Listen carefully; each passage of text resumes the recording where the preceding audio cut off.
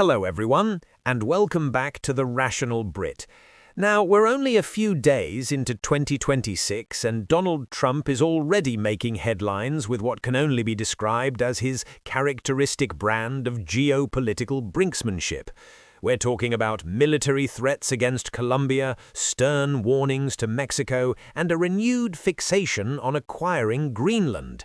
So let's break this down rationally, shall we? First, Colombia. Trump has reportedly implied that military action could be on the table. Now, to understand this, we need context. The relationship between the US and Colombia has been complex for decades, largely centered around counter-narcotics operations and regional stability. Colombia is actually one of America's closest allies in South America. So why the threats? Well, it's worth noting that Trump has a pattern of using aggressive rhetoric as a negotiating tactic. Whether it's effective diplomacy or diplomatic malpractice depends largely on your perspective. What we can say objectively is that threatening military action against an ally is highly unusual and risks destabilizing a relationship that has taken decades to build. The practical implications are significant. Colombia cooperates extensively with U.S. counter-drug operations. Any actual military confrontation would be catastrophically counterproductive to American interests in the region. So the question becomes, is this genuine policy or is it theater designed to extract concessions? History suggests the latter, but the uncertainty itself creates instability. Moving on to Mexico, Trump's told them to get their act together on drugs. Again, this isn't new territory for him. During his previous presidency, he frequently criticized Mexico over immigration and drug trafficking, even threatening tariffs and border closures. Here's the reality. The drug trade between Mexico and the United States is a symptom of American demand as much as it is Mexican supply.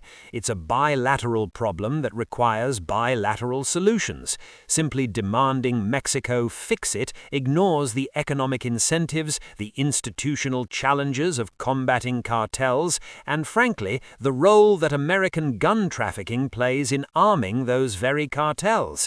Mexico has been cooperating with U.S. authorities for years, often at great cost to its own security forces.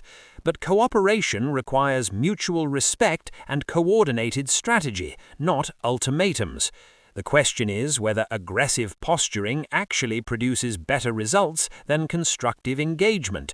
The evidence from Trump's first term suggests it doesn't fundamentally change the dynamics on the ground.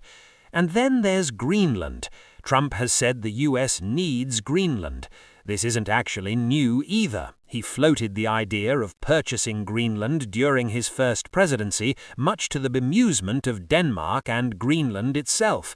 From a strategic perspective, I can at least understand the logic here. Greenland is geographically significant. It sits between North America and Europe, commands access to the Arctic, and has potential mineral resources. As climate change opens up Arctic shipping routes and as great power competition intensifies with China and Russia, Greenland's strategic value increases. However, and this is rather important, Greenland is not for sale. It's an autonomous territory within the Kingdom of Denmark, and the people of Greenland have their own government and aspirations. Denmark has made it crystal clear that Greenland is not a commodity to be traded. The suggestion that it could simply be purchased is, to put it mildly, tone-deaf to modern notions of sovereignty and self-determination. If the US wants greater influence in Greenland, there are established diplomatic channels for cooperation on defense, resource development, and Arctic policy. The US already has Thule Air Base there. Framing it as a potential acquisition rather than partnership undermines the very cooperation you'd be seeking. So what's the common thread?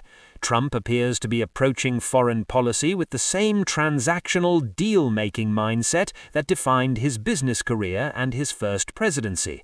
The problem is that international relations aren't real estate transactions. They're built on trust, reciprocity, and long-term strategic thinking.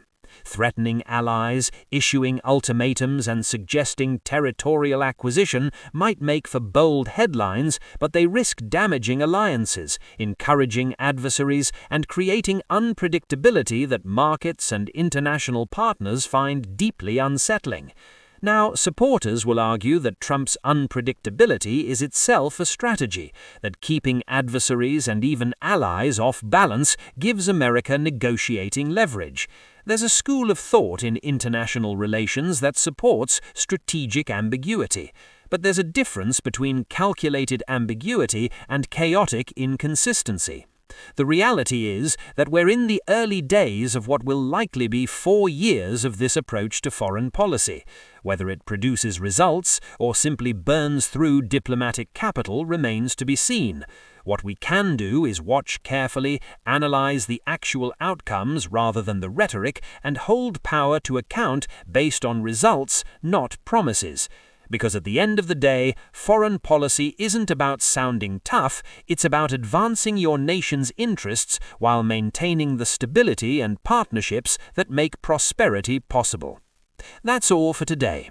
Let me know your thoughts in the comments, and I'll see you in the next one.